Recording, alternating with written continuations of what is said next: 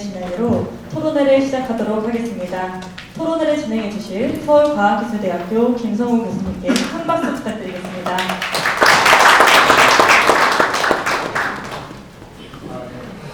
이후 순서는 세 가지로 이루어져 있습니다. 일단 오늘 주제 발표를 머리를 옮기셔서 발표가 이끌리나요? 그 다음에 주제 발표를 들으신 이후에 그 토론회, 즉 지정된 6분의 패널에 의한 토론이 먼저 있고 그 다음에 마친 후에 전체 종합 토론을 하도록 하겠습니다. 총 시간은 저희들이 지금 약 90분, 1시간 30분으로 예정되어 있습니다. 잘 아시다시피 가장 유능한 좌장 혹은 사회자는 시간을 지키는 거죠. 그래서 그 발표 때마다 혹은 질문 때마다 계속 시간에 준수해야 하는 부탁을 드리겠습니다. 그러면 오늘 첫 번째 그 토론의 순서는 주제 발표인데요. 건설 신기술 활성화를 위해서 건설 신기술의 활용 촉진을 위한 제도 개선 방안이라는 주제를 가지고 한국건설기술연구원 박환표 연구위원께서 주제 발표를 해주시겠습니다.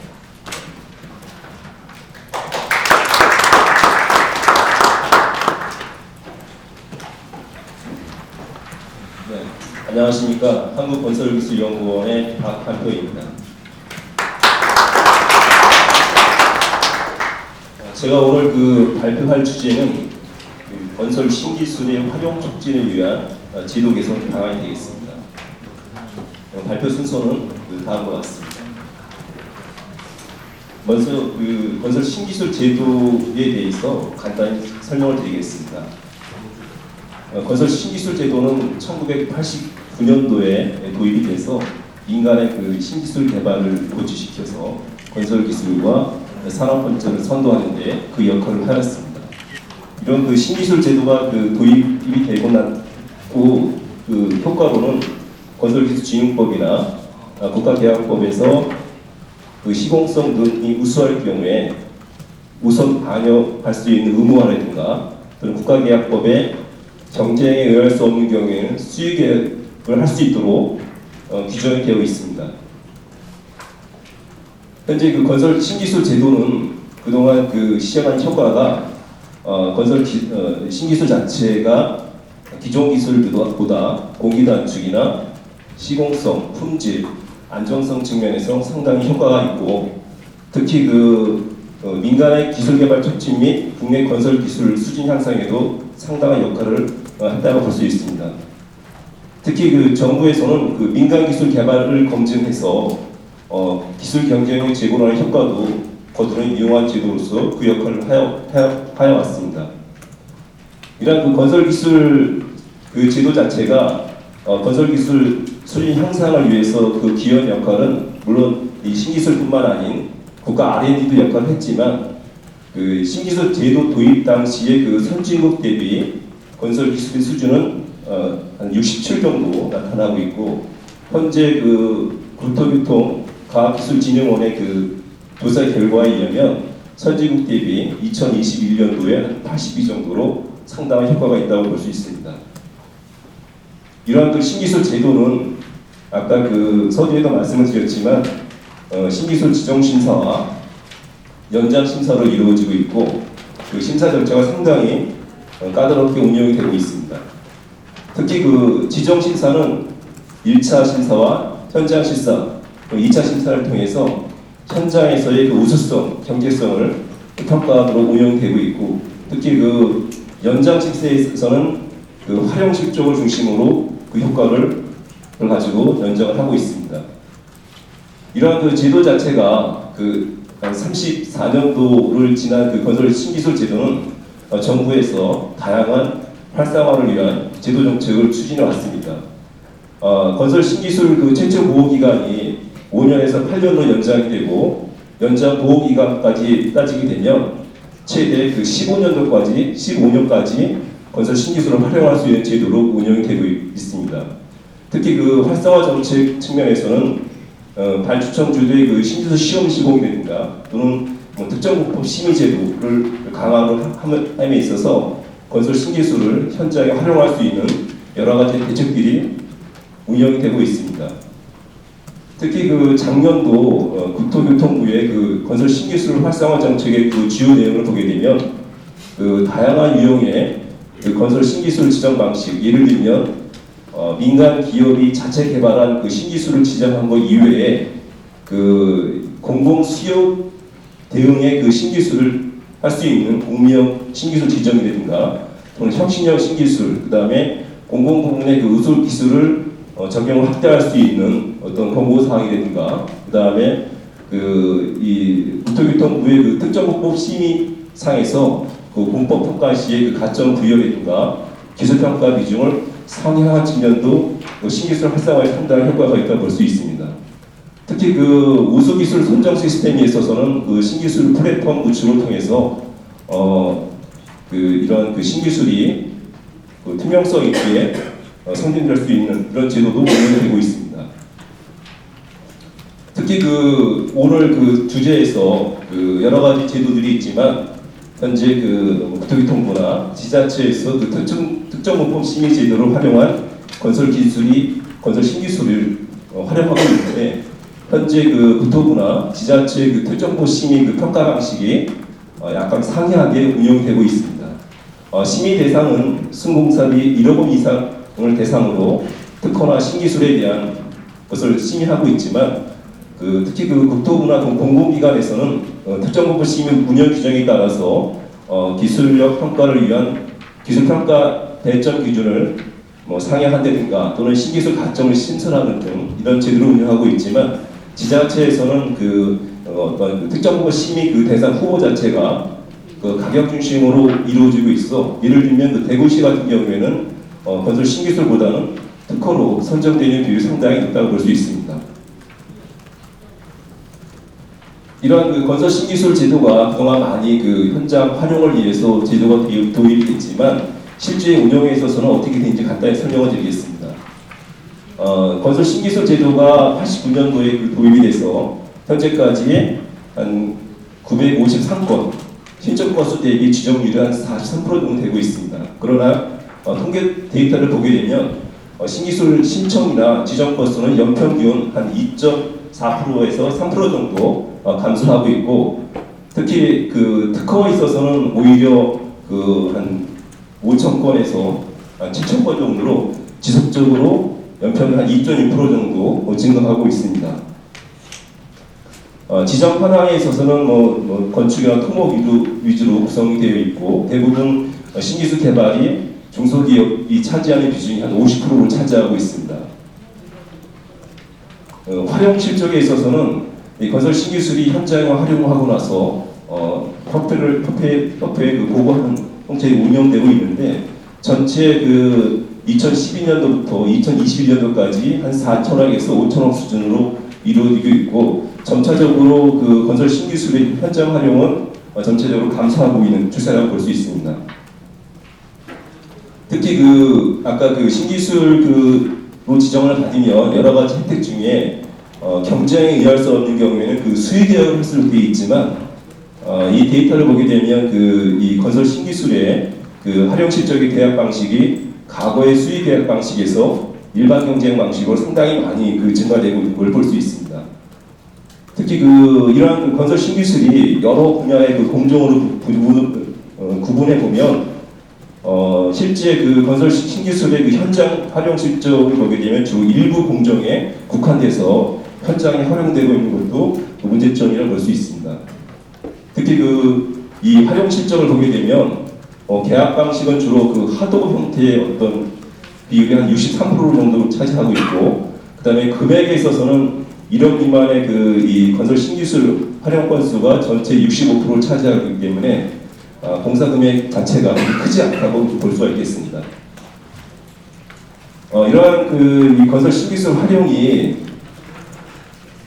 실제 자체가 저하임에도 불구하고 정부에서는 건설 신기술을 현장에 활용하고 나서 발주청에서 그 사업 평가를 하도록 되어 있습니다. 현재까지 그 사업평가 활용 실적은 저조하지만 최근 10년간 한 735건에 대해서 분석한 결과에 의하면 건설 신기술은 공사비 절감이라든가 공기 단축 또는 뭐 품질 향상이나 이런 측면에서 10점 만점으로 한 9점 이상을 차지하기 때문에 현재 그 건설 신기술이 그 어떤 이 안전성이나 이런 측면에 상당히 우수하다고 볼 수 있습니다. 그럼 왜 이러한 그 건설 신기술이 사업평가에서도 그 효과가 있고 그 다음에 그 기존 기술에 비해서도 활용성 상적이 경제성 상당히 높음에도 불구하고 실제 활용이 안 되는 이유를 실제 그 종사하고 있는 그 신기술 그 업체를 대상으로 그 설문조사한 결과가 되겠습니다. 2022년도에 그 실적 신고 대상 기술 291개 중에 200개 업체를 그 회수한 결과 무실적 업체가 한 122개가 되겠고요. 실적 저업체가 한 78개가 되겠습니다. 두 가지를 구분해 봤을 때 이런 그 건설 신기술이 현장에 활용이 안 되는 이유가 지금 발주청에서 사실은 어떤 그 신기술 사업 자체를 정형화하지 않기 때문에 이런 사업 자체를 포기한다든가 그리고 그 신기술을 보유한 기업들은 대부분 특허를 가지고 같이 그 보유해서 활용하고 있습니다. 그래서 신기술보다는 특허 위주로 사업을 한다든가 또는 이런 그 현장에 활용하는 이런 형태로 운영하고 있는 게 현재 실정이라고 볼 수 있겠습니다.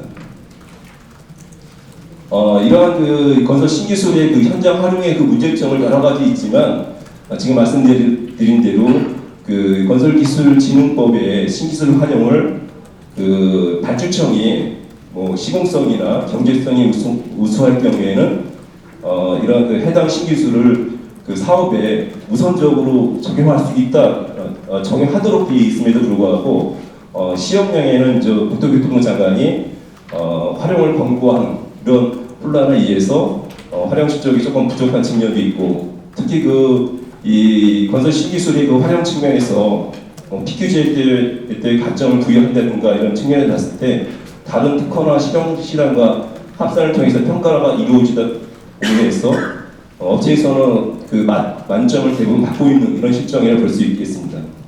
특히 그 활용 실적 측면에서는 현장에 적용되는 저해율이 여러 가지가 있지만 발주처의 입장에서 보게 되면 신기술에 대한 검증 절차라든가 적용 실패에 대한 책임 문제, 활용 효과에 대한 검증 부족 등 여러 가지 문제를 제기하고 있지만 현재 뭐 사업 평가라든가 또는 그 신기술 심사라든가 이런 부분에 있어서도 좀 보완될 필요가 있다고 볼 수 있겠습니다. 그다음에 그 건설 신기술의 그 문제 중에 하나는 사업 평가의 그 실적 저조라고 볼 수 있습니다.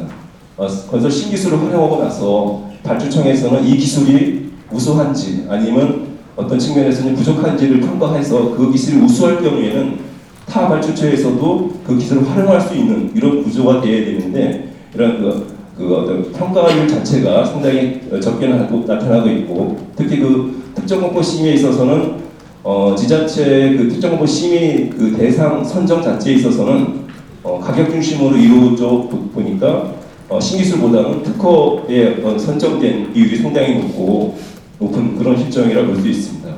특히 그 일본 같은 경우에는 이런 그 사업 평가의 어떤 결과를 통해서 이런 신기술이 우수할 경우에는 다른 발주청에서도 이 기술을 쓸 수 있도록 그런 제도가 이루어지고 있는 게 좀 차이점이라고 볼 수 있겠습니다.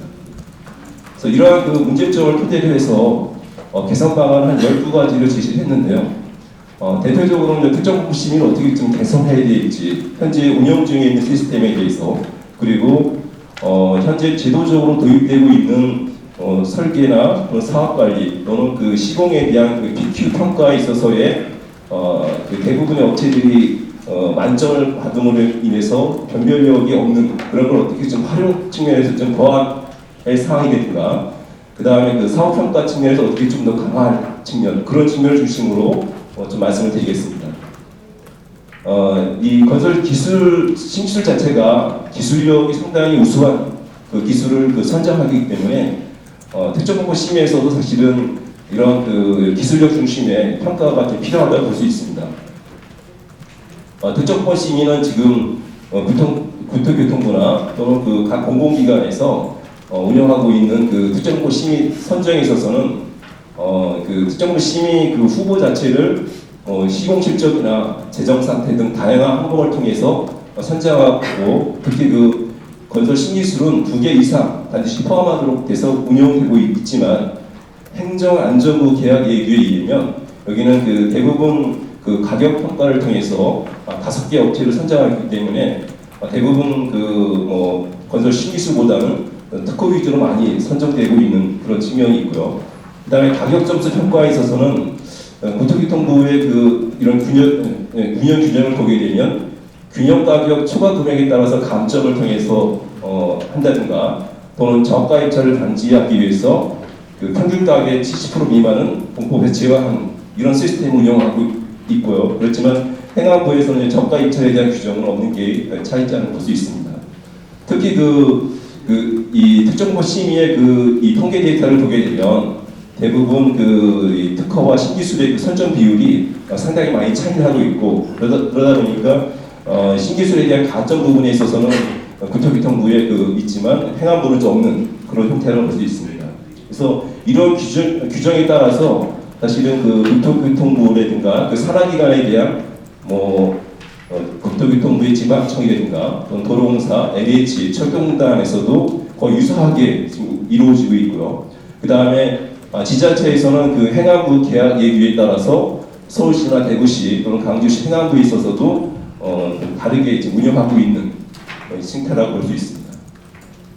그럼 특정국고 심의에서 그 개선될 사항이 뭐냐? 특히 그 지자체 계약 예규에서 아까 말씀드린 사항을 보게 되면 문제점이 보게 되면 특정국고 심의 자체가 좀 가격 평가에 의해서 특정국고 심의 대상이 선정되고 있는 이런 부분을 좀 개선될 필요가 있다고 볼 수 있습니다. 특히 현행 신기술협회의 활용 실적, 그래서 신기술 활용 실적을 보게 되면 지자체의 활용 실적 금액이 최근 한 3, 4년 동안 전체 한 20% 정도 계속 감소하고 있고, 그 다음에 교통부에서는 상당히 특정고 심의에 대해서도 개선될 사항이 있지만, 특허업체가 사실은 신기술보다 가격을 한 20, 30% 낮게 제출을 할 경우에 신기술 업체가 신기술 가점이나 기술 평가를 1위를 하더라도 아까 균형 가격의 11.2% 이상일 경우에는 특허업체가 선정되는 이런 경우도 있기 때문에 이런 부분도 좀 개선될 필요가 있다고 볼 수 있습니다.